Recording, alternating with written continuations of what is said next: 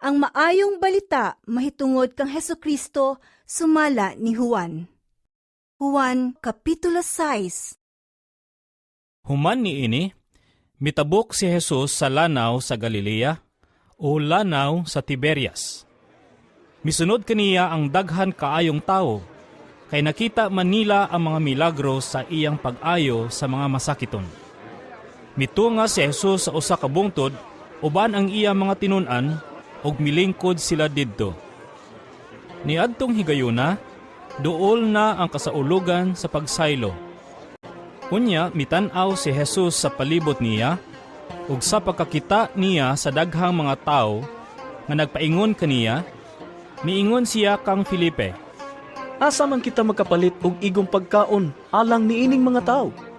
gisulti niya kini aron pagsulay kang Felipe, apan ang tinuod mao nga nahibalo na si Jesus kung unsay iyang buhaton.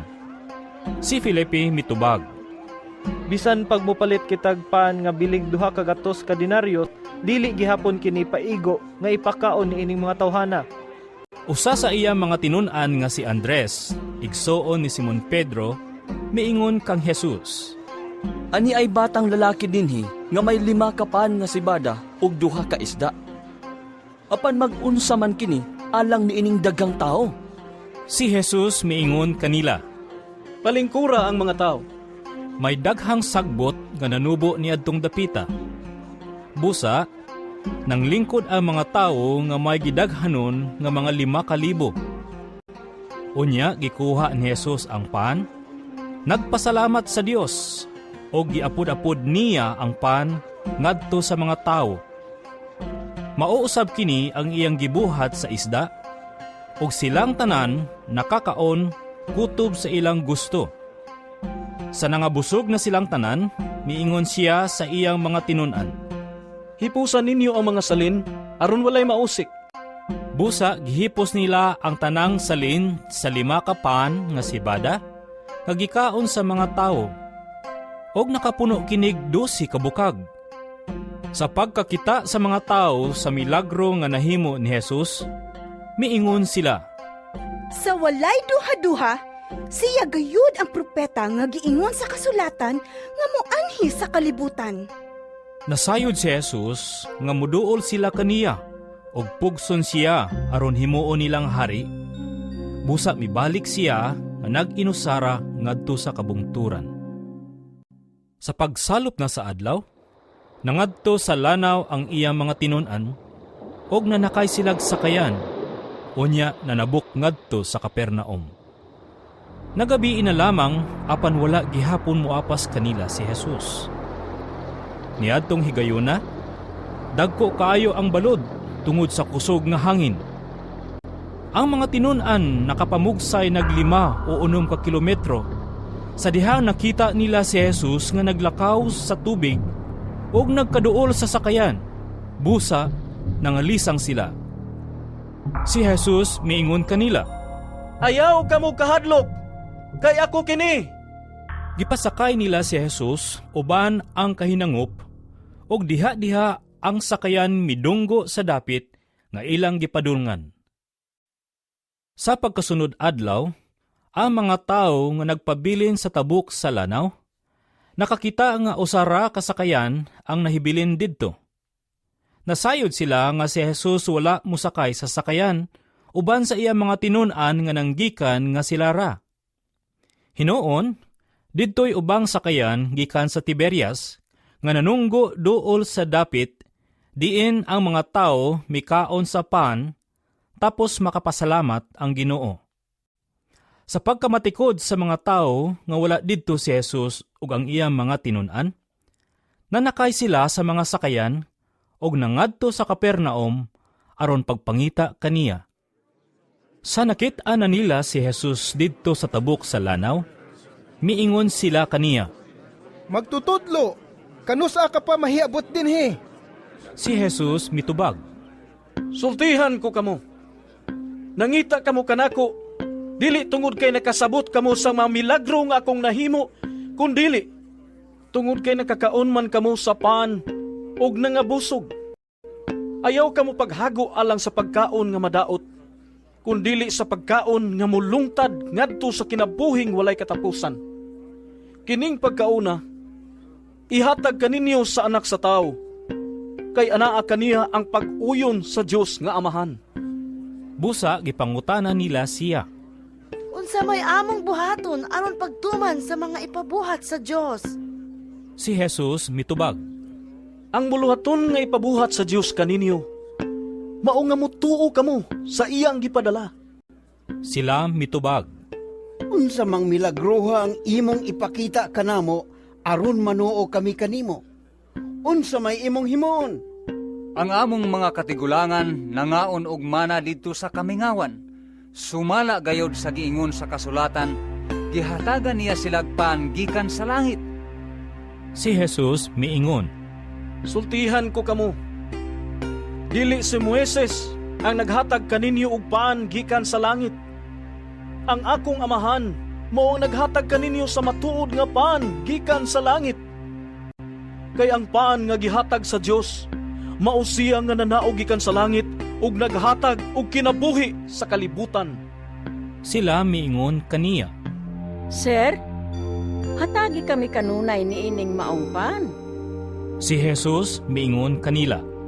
Ako mao ang paan nga naghatag sa kinabuhi. Ang moari kanako dili nagayud gutomon. Ug ang mutuo kanako dili nagayud uhawon. Gisultihan ko na kamo nga nakakita na kamo kanako apan wala kamo mutuo. Ang tanan nga gihatag kanako sa akong Amahan, muari kanako. Ug ang muari kanako dili ko gayud isalikway. Kay nanaog ako gikan sa langit, dili aron pagbuhat sa kong kaugalingong kabubuton, kundili aron pagbuhat sa kabubuton sa nagpadala kanako. Kini mao ang kabubuton sa nagpadala kanako. Nga dili ako kawad-an bisag usa sa tanan ngayang gihatag kanako. Hinuon, banhaon ko silang tanan sa katapusang adlaw. Kay buot sa akong Amahan, nga ang tanan nga makakita sa anak ug mutuo kaniya makabaton sa kinabuhing walay katapusan, ug banhaon ko sila sa katapusang adlaw. Ang mga tao nagbagulbol batok kaniya, kay miingon man siya. Ako ang paan nga gikan sa langit. Miingon sila. Dili ba siya si Jesus, ang anak ni Jose? Nakaila kita sa iyang amahan ug inahan. Busa nga nung miingon man siya nga gikan siya sa langit. Si Jesus mitubag. Ayaw ka mo pagbagulbol. Walay makaari kanako gawas ko ng akong Amahan nga nagpadala kanako. Maoy mo paduol kaniya nga ri kanako. Ug banhaon ko siya sa katapusang adlaw. Ang mga propeta nagsulat nga ang tanang tao tudluan sa Dios. Ang mamati sa Amahan ug makakaton gikan kaniya muari kanako. Apan wala kini magpasabot nga may nakakita sa Amahan. Siya nga gikan sa Dios, maulang ang nakakita sa Amahan. Sultihan ko kamo. Ang mutuo may kinabuhing walay katapusan. Ako ang paan nga naghatag sa kinabuhi. Ang inyong mga katigulangan mikaon sa mana didto sa kamingawan. Bisan pa niini, nangamatay gihapon sila. Apan aniya ang paan nga mianhi gikan sa langit, aron bisan kinsa mahimong mukaon niini ug dili mamatay. Ako mao ang paan nga gikan sa langit nga naghatag sa kinabuhi. Ang mukaon niini nga paan dili gayud mamatay. Ug ang paan nga akong ihatag mao ang akong unod aron mabuhi ang kalibutan. Nakahaling kini og mainit nga paglalisay sa mga tao. Unsaon man ni ining tawhana paghatag kanato sa iyang unod aron kanon. Nangutana sila. Si Jesus miingon kanila. Sultihan ko kamo. Kung dili kamo mukaon sa unod sa anak sa tao, ug dili mo inom sa iyang dugo, dili kamo makabaton og kinabuhi. Ang mukaon sa akong unod ug mo inom sa akong dugo, may kinabuhing walay katapusan, ug banhawon ko siya sa katapusang adlaw. Kaya ang akong unod, mao ang matuod nga pagkaon, ug ang akong dugo, mao ang matuod nga ilimnon. Ang mukaon sa akong unod, ug moinom sa akong dugo, magpabilin dinhi kanako, ug ako diha kaniya. Ang buhing amahan, mao'y nagpadala kanako, ug tungod kaniya, buhi usab ako. Sa samang paagi, ang mukaon kanako, mabuhi tungod kanako.